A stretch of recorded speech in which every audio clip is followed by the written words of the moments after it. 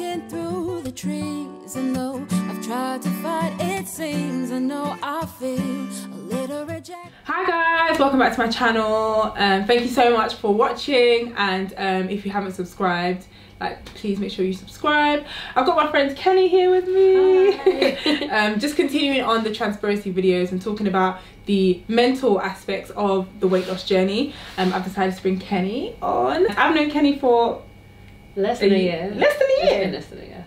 Really? Yeah. I feel like I've known her for longer than that. It was before the park workout stuff. So I think it was probably like maybe a few weeks before. Really? So Kenny's also been on a weight loss journey. Yeah. Do you want to tell us a little bit about that and how that started?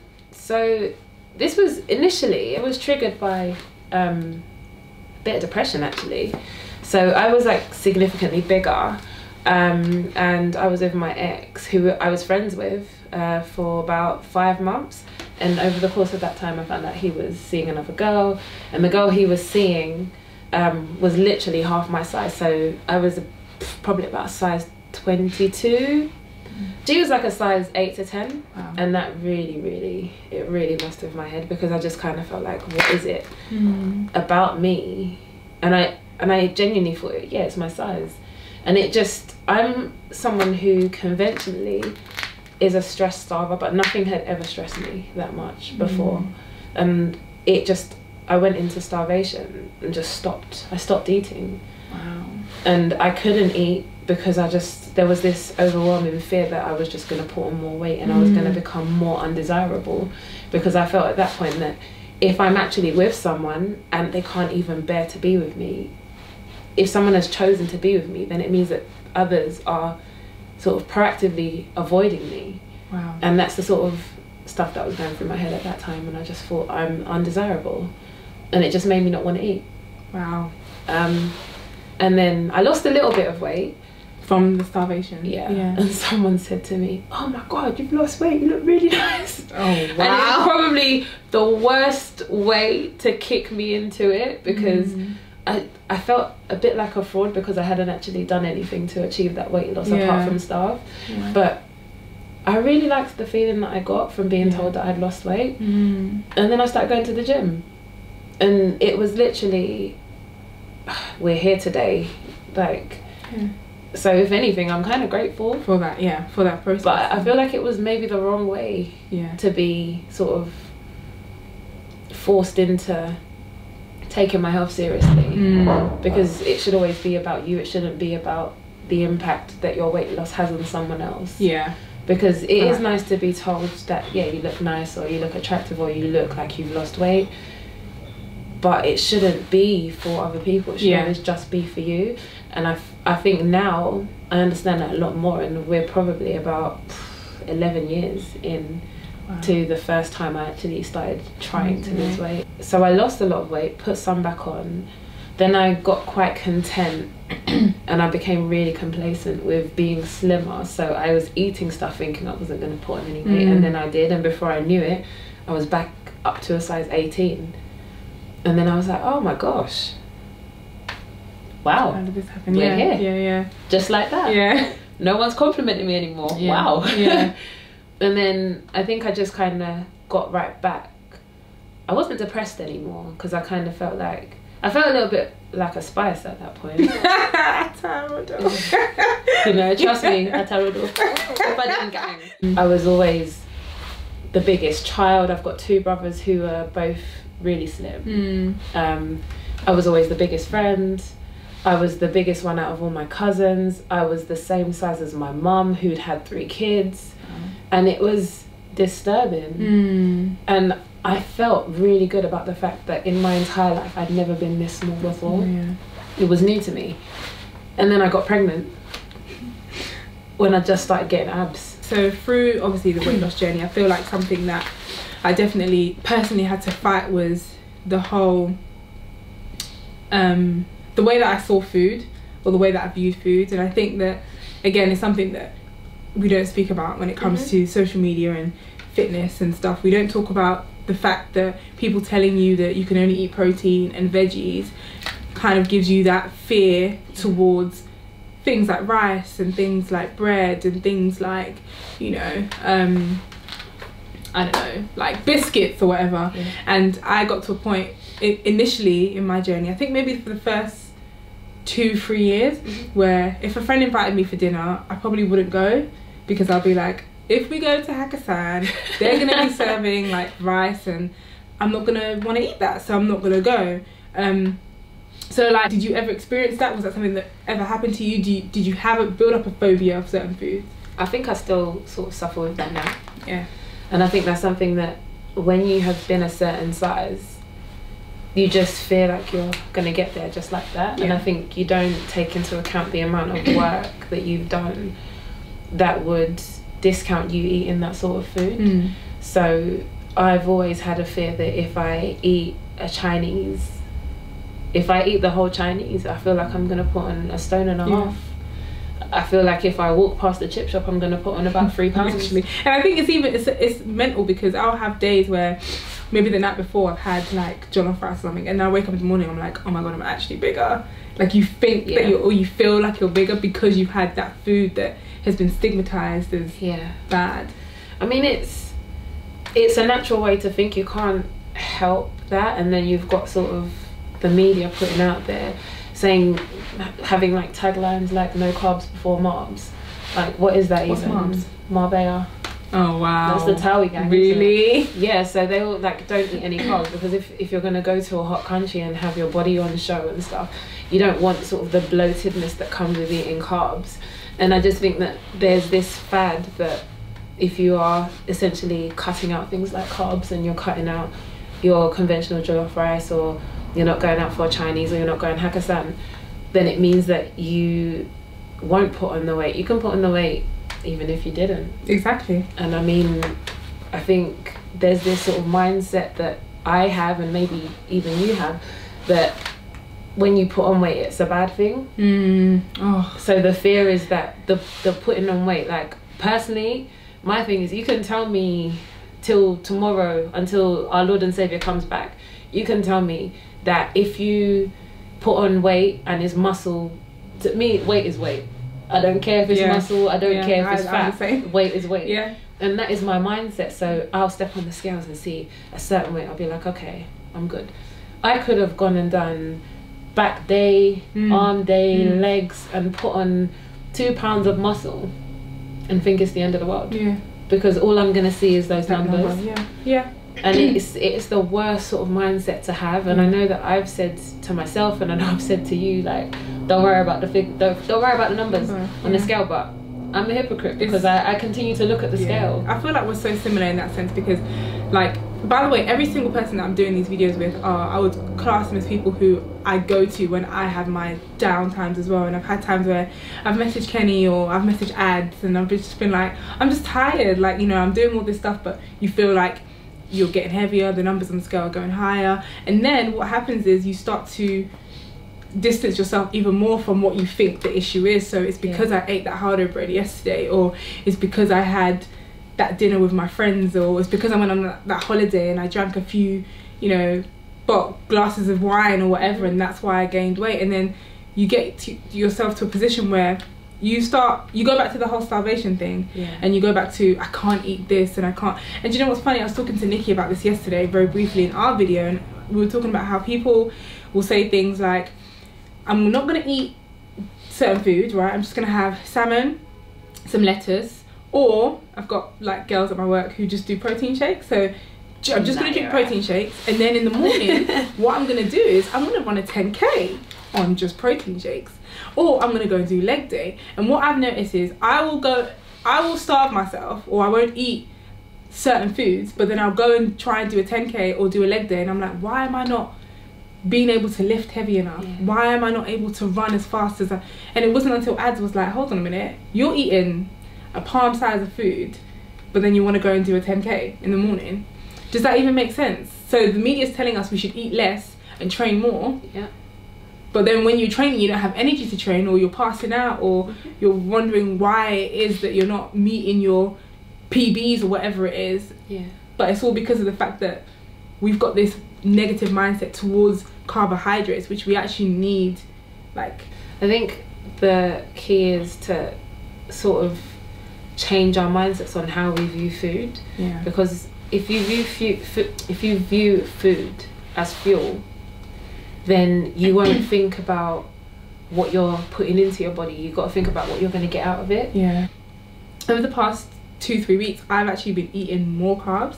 Like, I'm normally a person who, like, I would start my days off carb heavy, and as the day goes across, I eat less carbs. So my dinners are not normally heavy carbs. My, you know, lunchtime I would have, like, you know, I mean, you guys, if you follow me on Insta, you'll see that I show my lunch sometimes. It's like normally like some form of fish or meat, and then I have veggies. Like, I hardly ever have like carbs involved. But that's just me. It's not because I'm avoiding them, it's just because it's just me. But recently I've noticed I've been eating, I'll have oatmeal in the morning, then at lunchtime I'll have sweet potato, then for dinner I'd have a bit of bulgur wheat. I'm just like, alright, what's going on? And she was like to me, do you know what? Your body is telling you that you need that because you've been doing a lot more.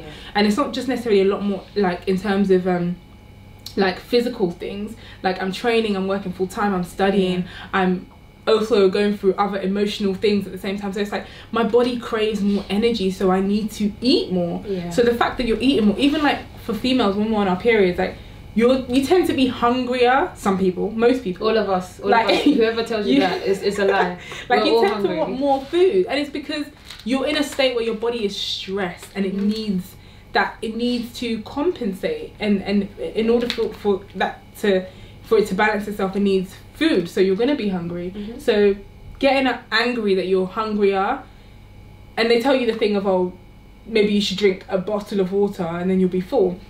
If you drink a bottle of water when you're hungry and you're still hungry, you need to eat, okay? Like, you need to go and get yourself something and go eat, okay? Like, after having a meal and you drank a bottle of water, whatever else it is they've told you to do, drink a green tea, you're still hungry, go and get yourself food. Now, what you eat is the issue, as in what you go and grab is the issue. Now, if you go and grab a packet of custard creams, like, versus like maybe having like an omelette and something that's a bit fuller, or, you know, even if it's a snack, some nuts, whatever, then that's down to you. But like, we have allowed social media and people in the, you know, spotlight per se to dictate to us how we should eat. And it's funny because I follow Anthony Joshua. Okay, I really like him. I went to school with him. Oh, okay, so you gotta hook up for a girl. But yeah, so I follow him, and I always look at his food. I'm just like, this guy. I don't know if you guys any of you follow him on Snap, or if you do. I do.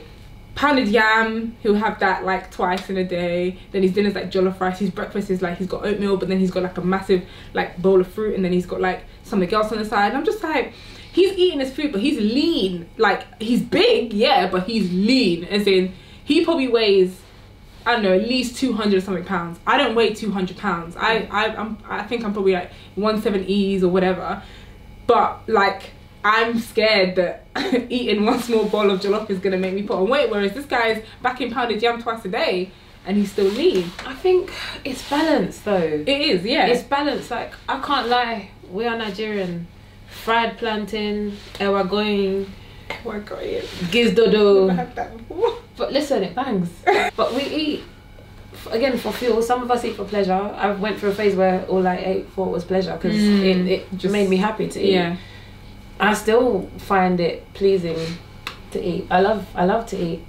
And I've got to the point, I think, and I'm quite comfortable now. I'm in my 30s, I'm quite comfortable. You're in your 30s? Yeah, I'm 31. Wait, we gotta pause. Wow. Ora doesn't listen to me, guys. I told her. Even though she's like, I feel like everybody's like older than me. She's wiser than me. She's got more. Listen, I don't know about that, to be honest.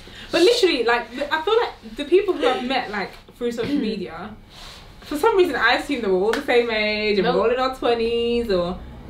But like, you, Ads, Nikki, like, everybody is like. Wow. I know I've said this to you before, like, it was me stumbling across your page that made me think, oh crap, I actually need to take this serious again. That's quite scary. Because I do become very complacent very quickly. Yeah. I think a lot of us do though.